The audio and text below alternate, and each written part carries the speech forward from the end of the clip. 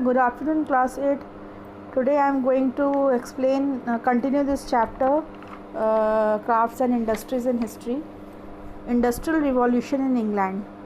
As imports of Indian calicos into England declined, the English textile manufacturers had to find ways to meet the demand. जब Indian कैलिकोस का England में import रुक जाता है तो उससे क्या होता है कि इंग्लिश टेक्सटाइल मैन्युफैक्चरर्स से उनको डिमांड्स पूरी करने के लिए मार्केट की they had to find the way out. Some English cloth printers began to print plain Indian cloth in imitation of printed कैलिकोस.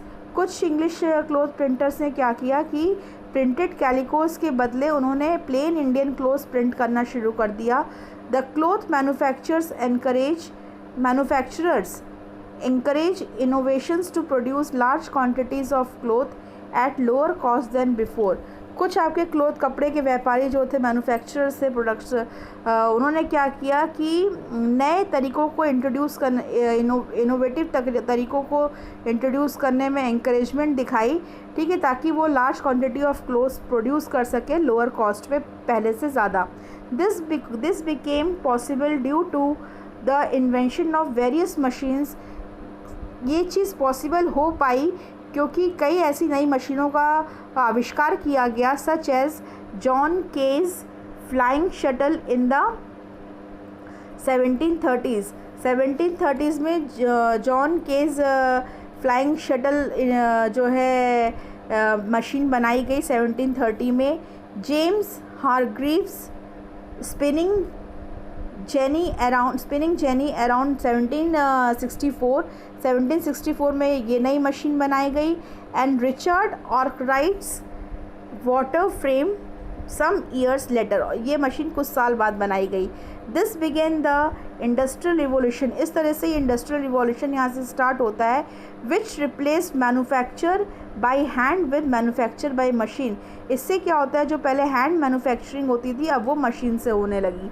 Mechanization enabled an English weaver to produce several times more than an Indian weaver. जो Indian Weaver handicraft काम करते थे, handicraft चीज़ें बनाते थे, हाथ से काम करते थे, अब उनकी जगह मशीनों ने ले ली थी और इससे इंग्लिश वीवर जो है उनसे कई ज़्यादा गुना जो है कपड़ा बनाते थे.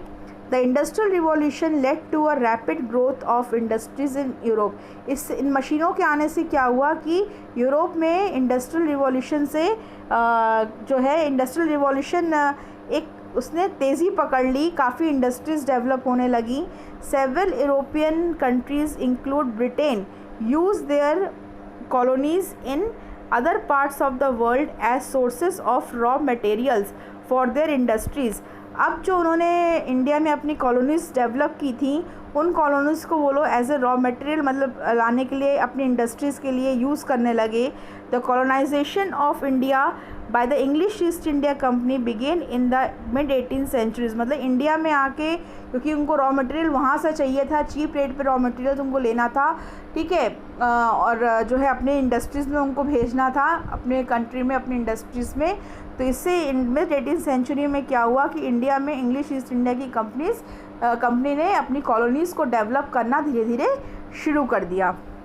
नेक्स्ट हम पढ़ेंगे condition during the British rule. Decline of Indian handicrafts. Many Indian rulers were overthrown by the British colonisers. कई ऐसे इंडियन रूलर्स जो थे वो ब्रिटिश कॉलोनी डेवलप होने के कारण वहाँ के कॉलोनाइजर्स ने उनको हटा दिया वहाँ से. डिप्राइव्ड ऑफ देयर पैट्रनेज मतलब अपनी सभ्यता से दूर जाकर. The urban handicraft industries decline. जो अर्बन हैंडीक्राफ्ट इंडस्ट्रीज़ थी वो ख़त्म हो गई. Under the companies rule the condition of the Indian cloth makers declined steadily. इससे क्या हुआ कि कंपनी के रूल में जो इंडियन क्लॉथ मेकर थे उनकी पोजीशन और गिरती चली गई लगातार. The spinners and weavers had to buy raw materials at high prices. जो स्पिनर और वीवर्स थे उनको हाई प्राइजेस पे रॉ मटेरियल्स लेना पड़ता था. But the company's agents force them to sell the finished products at very low prices. लेकिन जो कंपनी के आपके एजेंट्स थे वो उनको फोर्स करते थे कि कम प्राइजेस पे वो अपना सामान बेचें. This greatly reduce the income of the spinners and weavers. इससे इनकी इनकम कम होने लगी. They were force to look for other main means of livelihood such as agriculture. तो अपना जीवन यापन करने के लिए इन लोगों ने, वीवर्स ने और स्पिनर्स ने एग्रीकल्चरिंग शुरू कर दी। As the industrial revolution progress, जैसे जैसे इंडस्ट्रियल रिवॉल्यूशन बढ़ता चला गया, the English manufacturers demanded greater protection against competition from Indian textiles.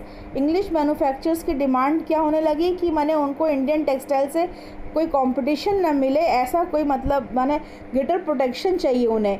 In the 1770s the parliament withdrew the calico act. Parliament ने क्या किया कि उन्होंने कैलिको एक्ट हटा दिया and imposed heavy taxes on Indian goods entering the British markets. और British markets में जो इंडियन गुड्स जो सेल होते थे उन पे हैवी टैक्सेस लगा दिए गए। Since then Indian goods became very expensive in Britain. इससे क्या हुआ कि ब्रिटेन में इंडियन गुड्स का दाम बहुत ज़्यादा बढ़ गया टैक्सेस के कारण, एंड देयर डिमांड फेल, और उनकी डिमांड कम होने लगी। Later the quantities of machine made British cloth to be sold in India. ठीक है, parliament made compulsory the export of certain quantities of machine made British cloths. माने और parliament ने साथ ही साथ क्या किया, ये कंपलसरी कर दिया कि इंडिया जो है इंडिया में एक्सपोर्ट किया जाएगा ब्रिटिश क्लोथ, जो वहाँ की मार्केट में सेल किया जाएगा। बाय द, उस पर कोई टैक्स नहीं था। By the early 19th century the company merchants no longer purchase Indian cloths. अब क्या हुआ, 19th सेंचुरी आते आते कंपनी के लोगों ने इंडियन क्लोथ्स खरीदना बंद कर दिया। They now promoted the sale of British cloths in India. अब वो कोशिश करने लगे कि ब्रिटिश क्लोथ्स जो थे वो इंडिया में सेल हो। The British cloth being cheap, और ब्रिटिश क्लोथ्स में बहुत सस्ते हुआ करते थे क्योंकि उन पर कोई टैक्स ही नहीं था। Gave stiff competition to the relatively expensive Indian clothes. इससे इंडियन क्लोथ को उन्होंने टफ कॉम्पिटिशन भी दी। Many Indian spinners and weavers were unable to sell their produce and were force to look for other means of livelihood. और इससे क्या हुआ, जो स्पिनर्स और वीवर्स थे उनको दूसरा रास्ता अपनाना पड़ा अपना जीवन यापन करने के लिए। All this was a great setback for the Indian textile industry. ये सारी चीज़ों के कारण इंडियन टेक्सटाइल इंडस्ट्री के बहुत ही बड़ा ड्रॉबैक था। Rest I will explain you later. Thank you children.